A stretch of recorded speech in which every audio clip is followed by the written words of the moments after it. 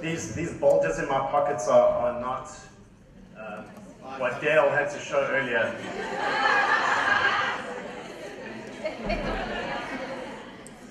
Really weird. One is a cigarette box, and the other one is a mic. Not that happy to see you all.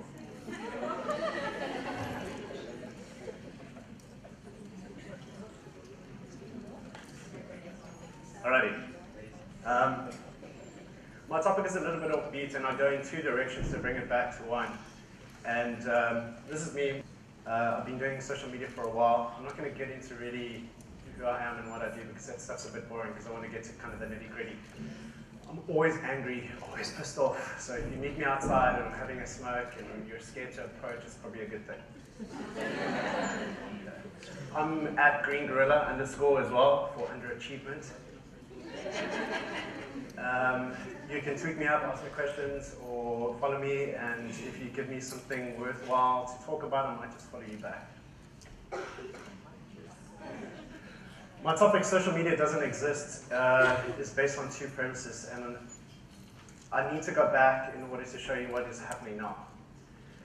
15 years ago, the internet was all about e-commerce, people buying stuff and selling stuff online, and a lot of people at the time thought it was going to be a fad, and as everybody knows, it really wasn't. Amazon hit a big about 12 years ago, and they had an increase in sales at the time when they released peer-to-peer recommendations and reviews about products on their website.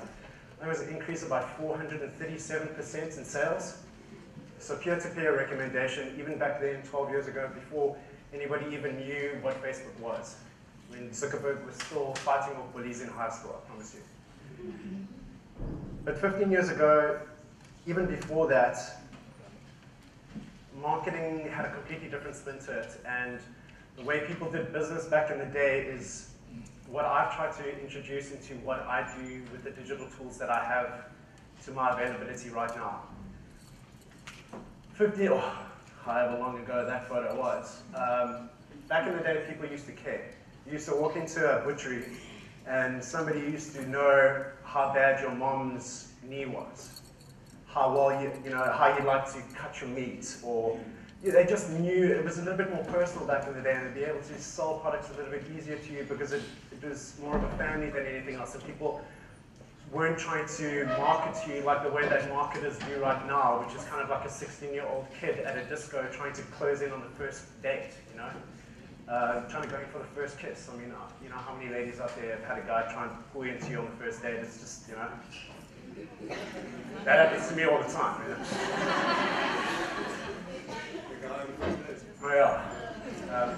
Back in the day, people cared, and I've started to throw a little bit more care into what I do, and the brands that I manage online give me that ability to be a little bit more creative in the research that I do, a little bit more creative in how I try and connect people with the actual businesses. And I'm telling you now that it needs to change. Because if you don't care about the people that you're trying to market your products to, you're not going to be able to sell anything. So, this has got nothing to do with community. This has actually got to do with the people that are following me on Twitter. Because last year, I decided to create a social experiment. And at the time, I had like 1,600 followers on Twitter. And I picked 10 random people, completely random. I labeled them all in a list. And I picked 10 random people, and I wanted to get to know them a little bit more. Each one of the people that I decided to do this little social experiment with, I wasn't following myself, so I was quite lucky. So out of the 10 people, 9 were South African, 1 was Finnish. 2 were inactive, which means to me they hadn't tweeted in 3 months. If you don't tweet, then you're not really an active follower. Anyway, so out of these 10 people, last year there was this big thing in Joburg where people were struggling to get petrol because of petrol hikes. And after doing a little bit of research on my 7 people that I found on my followers list, I started building social profiles out of them. And JT Beale was speaking a little bit earlier about good social stalking. He's got fuck all on me. You have no idea. Like out of the 7 guys, I know where they check in to movies. I know where they go shopping. I know what most of them do for a living. I know how many family members they have. I know just about as much as an acquaintance will know, but they don't know that I know this. Ladies beware. Anyway, I'm kidding. So Got Petrol was a hashtag that got launched on Twitter in Joburg because people were struggling to get petrol. And the way that Twitter was used at the time was people would, try and help out each other. And I had my Twitter feeds going with my 7 people that I was following at the time, and there was this guy, I'm not going to mention his name because that would be really horrible and weird. So I named him in my pants, just for a little bit of humor. Clearly not that funny. Anyway, just for the purposes of this, I'm not going to actually tell you who he is. So I saw that he was struggling for petrol, and I thought maybe this is probably a good opportunity to, introduce myself, or not necessarily introduce myself, but intervene. And I picked, and at the time there was a lot of commotion going on, and the petrol price was, it went up like 67 cents, and people were going mad, and I fill up 3 days later, I don't give a shit. So I picked up a tweet from In My Pants. Hello, is anybody out there? I'm stuck in 4 ways and I need petrol desperately. And I picked up a tweet following the Got Petrol hashtag from Aki Anastasio. He had tweeted, Aki, he reads the news and stuff, that there was petrol at the Sassel on one of the roads in 4 ways. So I tweeted at the guy and I said, hey man, apparently there's petrol at the back end of Dainford and cheers. And the reason why I got to that stage is because I'd built up so much information about these particular people, I needed a way to give back, in a sense. And I felt almost compelled to help him in a way because he seemed really desperate, and it was probably like the 3rd or 4th tweet that he had put out. So I replied back to him, simply because I'd become obsessed with... There is a word there, but thank you for over-contrasting. It says value. I swear to God, it says value. I'll even twit it.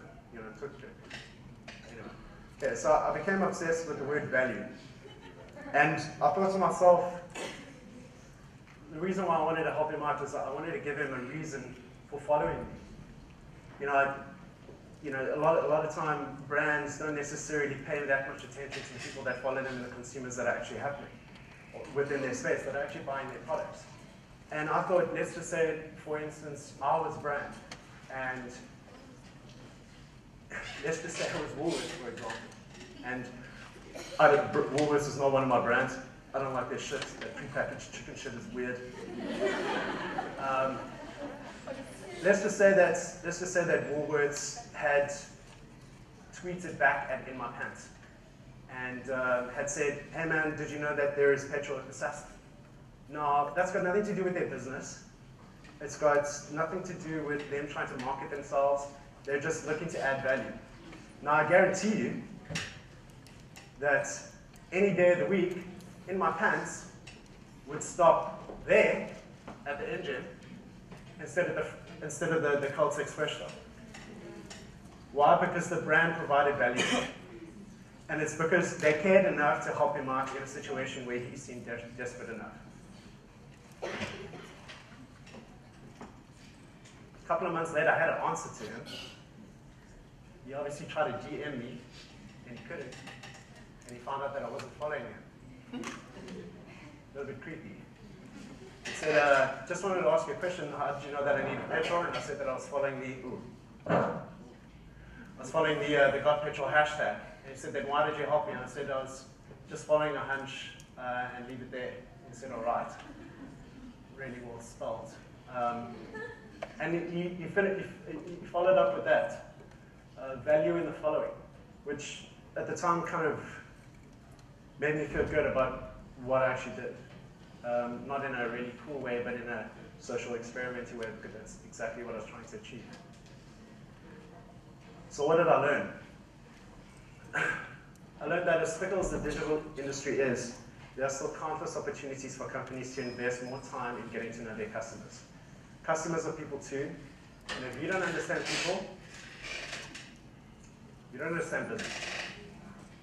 Like, I know that there's a lot of people out there that are probably going to go into the PR industry, and it's exactly the same thing. If you don't understand the people that you're speaking to in the PR industry, because I've gotten to be exposed to the PR industry a little bit, if you don't understand your target audience, because PR is very one way. you know, you put out a press release and you think you're targeting it really well, and you're picking the best, what do you call it, publications and whatever. And you think that you're reaching the right audience, but sometimes your message gets lost because you're not understanding your target audience. So what's the big deal? I'm going to wrap up really quickly, and I think I actually might make time this year, believe it or not. So I found three things. Yeah, can you believe it? So I found three things. Number one, social media is a business practice. It doesn't actually exist. Everything that's happened from 15 years ago up until now, nothing has really goddamn changed. Social media is just a term given to the state of the internet. Does everybody understand that? It's just a term given to what is happening right now. 15 years ago, e-commerce. Now it is social media. Social media actually it's a broken term. It's a broken term because we struggle to measure what social media return on investment is. Right? It's difficult to prove it because you can't prove what an interaction actually means. What an interaction actually means to a brand. You can't really prove a return on investment. Number two, old business ethics can be better practiced now with better technology. There are so many tools at our disposal that can be much easily used right now than they were 15 years ago to understand your audience for any product. It doesn't actually matter. But granted, you can't force a business to be social. You know, if you aren't in social media now, it's probably too goddamn late for you. And I'm talking about the well-established brands. You know, granted, I know that some of the big brands have just hopped onto Twitter right now, or hopped onto Facebook, and have really got things going. But that's because they've got a good business ethic more than anything else. There's a reason why Apple is not on Twitter. You know, and I said this last year. It's because you buy their shit anyway, dude. They don't give a shit about customer support. They don't care because their products are cool. And number three, a lifetime customer equates to an ROI. I don't give a fuck what anybody says in this industry. I do not give a shit. If you can turn one customer away from Caltex Fresh Stop to the Woolworths because you've provided value to his life, and he carries on shopping at your store for the rest of his life and becomes a brand advocate, you are proving a investment. Okay. So I'm going to leave you with one simple thought, and I can't actually. Oh, yes. Next time I'm just doing everything in black. It's fine. The quote is, "You have not lived today until you've done something for somebody who can never repay you," and it's by John Bunyan. And this quote resonates with me every single day because I go out and I look after the brands that I do. And when I started with my new company, I started with 10 people. Now I have 80 people with 80 profiles, and I know a little bit more about each one of my customers. Not as in-depth as I took my social experiments about 6 or 10 months ago, but I start to understand my customers a little bit more because I fucking care.